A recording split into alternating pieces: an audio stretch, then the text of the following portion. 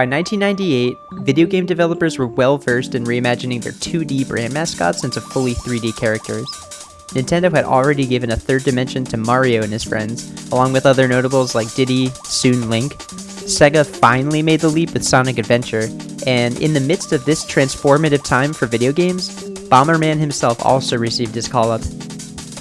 While nearly all of the aforementioned titles delve deeply into story content and experiment with the cinematic capabilities of their newer hardware, Bomberman Hero seems to instead just embrace its video gameness. The game features quirky, colorful, outlandish levels which are only sometimes inspired by reality. Everything else here just feels fun and cool for the sake of being fun and cool. Bomberman Hero is about as 90s 3D platformer as you can get, boasting dozens of levels with unique gameplay elements and experimenting with all kinds of vehicular mayhem. 20 years ago, this game was maybe just a bit overshadowed by genre redefiners like Ocarina of Time and Banjo-Kazooie. However, today it enjoys somewhat cult classic status. And one thing the internet seems to agree on is that Jun Chukima's insane soundtrack deserves a lot of credit for that.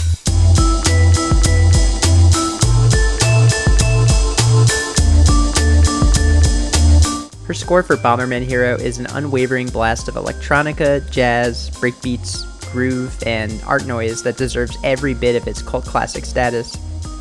In this video, I'm going to explore this music by analyzing its clever usage of instrumentation, harmony, space, funk, and implementation.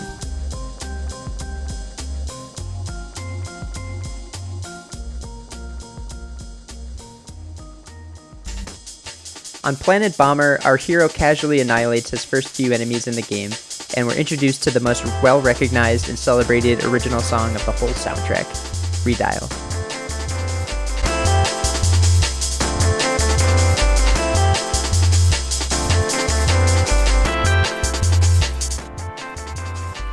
This is one of the chiller and more melodic tunes, and it's a perfect starting place for us to check out the instrumentation used throughout the piece. Now, at a glance, we can hear drums, some synthy bass, keyboard holding out jazz chords, some lead synth playing a melody, and sometimes that's doubled by either a whistly synth or vibraphone. Most interesting off the bat to me are these drums. It takes two to make a thing go right. Come on. Yeah, this is another one of those all-time classic drum samples. In previous videos, I've briefly discussed how hip-hop producers in the 80s and 90s ripped samples of drum grooves directly from Motown records. This recycling of groove was a distinctive part of early rap music, and some of these two-measure loops have since become immensely more famous than their actual song of origin. Generally, we call this type of sample a breakbeat. There's sort of a chosen few drum breaks from recorded history which have been continuously sampled in this way for decades. And it just so happens that Redial's frenetic groove is carved from one of these. Specifically, it's a break played by longtime James Brown drummer Jabbo Starks.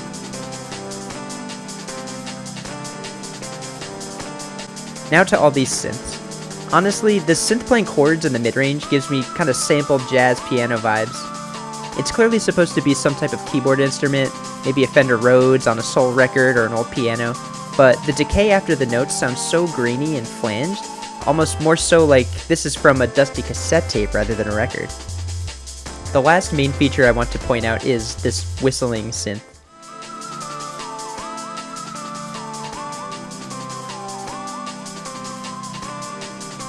This kind of eerie lead tone is used for tons of main melodies throughout the game, and it can go between sounding relaxed and jazzy to completely outlandish and alien.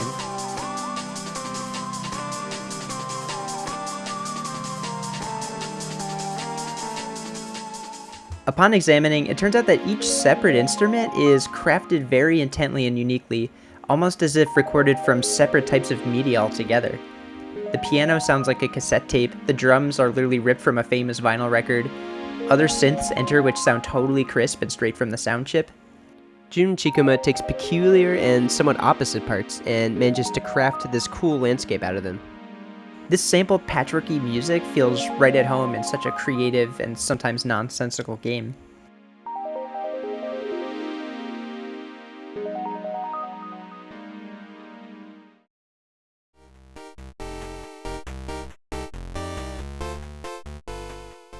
As far as chord progressions go, Redial is fairly standard, vamping between these chords for the most part. However, there are numerous tunes throughout the game which throw standard harmony out the window, and sometimes even the concept of tonality entirely. Monogenic is a good starting point for us to check out the weirder stuff. It's basically 2 repeated sections performed by a warbly Fender Rhodes tone.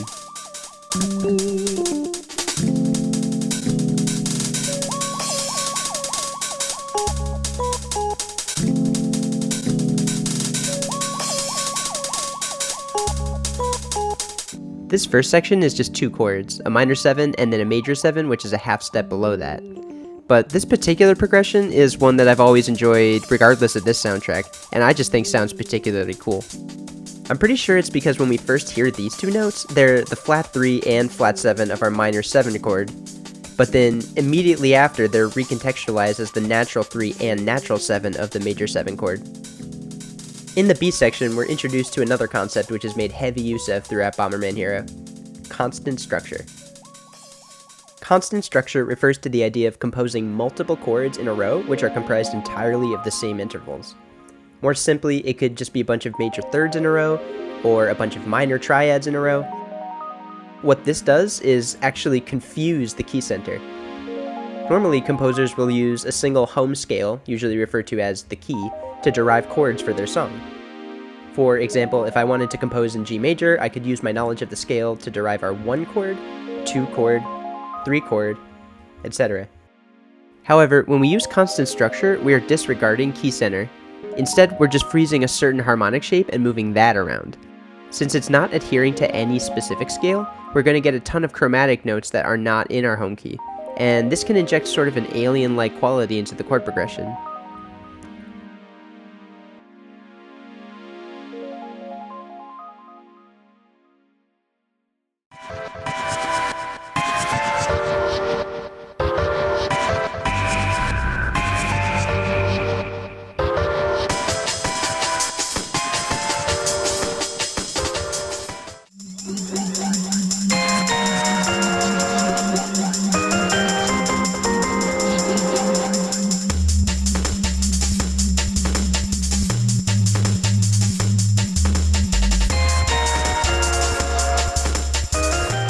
And yet, despite there being plenty of dope harmonic content throughout, my favorite songs in the soundtrack might be the ones that kind of just don't have any.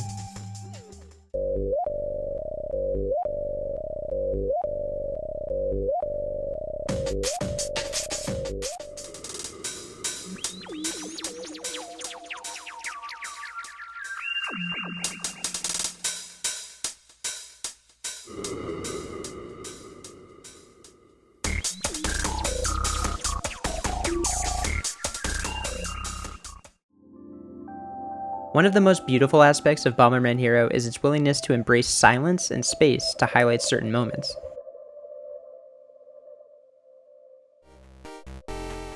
I personally think this is a lost art in movie scores in particular, which often feature almost wall-to-wall music. Leaving space can be very effective at breaking up the sonic landscape, and very often, silence can be just more meaningful and pertinent to a scene. Bomberman Hero uses this concept to perfection, and some of the most important moments occur with very little to no music, somewhat forcing the gamer's focus onto some sort of event or transition. Jun Chukima also expertly uses space within individual songs to add a feeling of depth.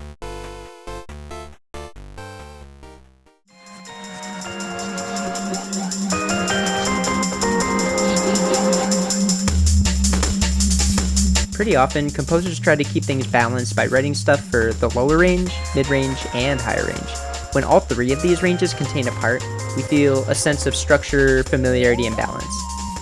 However, one of the big qualities of Chukima's Bomberman Hero soundtrack is her willingness to forgo putting melodies and chords in the mid-range. Instead, sometimes she just sticks to extremes in the bass and treble, as demonstrated in this section of Supplement.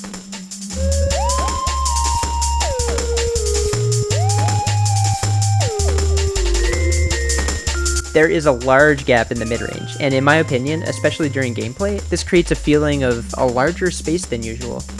The music isn't filling in a mid-range, and we're sort of left floating a bit more than during a more balanced sonic landscape.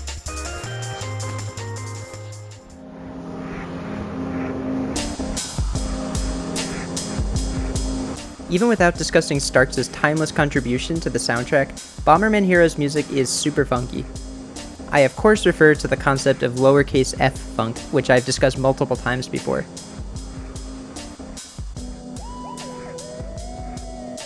There are many tunes in the soundtrack where each instrument has a very specific individual part.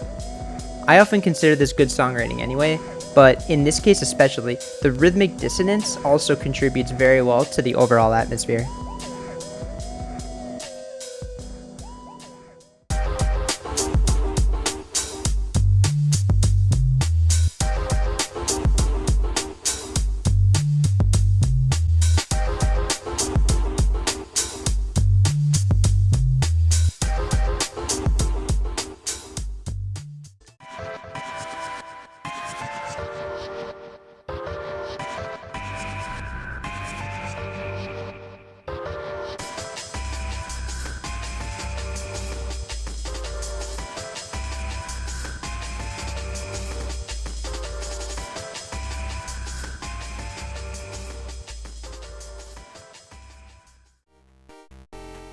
What I mean by implementation is where, when, and how did the developers use this music throughout the game. They had a ton of levels to fit music to, and I personally think they did an amazing job curating which of these tracks goes where. I've already mentioned my affinity for their use of silence, but I'm also generally impressed with the order of how certain songs are introduced. Obviously, they nailed the decision to put Redial at the front of the game. This is sort of like the pop song of the game that everybody knows, and it's perfect for the first area. It also felt like they specifically were introducing some of the weirder, more experimental stuff as you progress through the levels. This point is a little bit harder to demonstrate in a short-form video format like this, but I highly encourage you to check out the game for yourself and see what I mean. In general, so many individual decisions regarding the soundtrack's tone strike me as kind of playfully unconventional. Even the cutscenes feature some fun choices, ranging anywhere from garbled synth noise to oddly relaxed jazz vamps.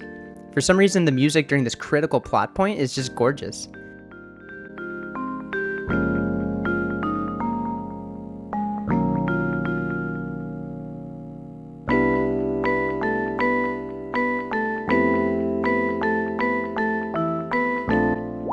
There's plenty of more cinematic music throughout the entire soundtrack, and even in previous cutscenes, they do use some of the more dramatic content. But it was decided that we're just gonna play major sevenths and fourths and make it jazzier. Thanks for watching. As you can tell, I am a large fan of this soundtrack, so I'm glad to have finally covered it in some way. And yeah, let me know if you have any strong opinions on any other game I should check out with the jazz bots.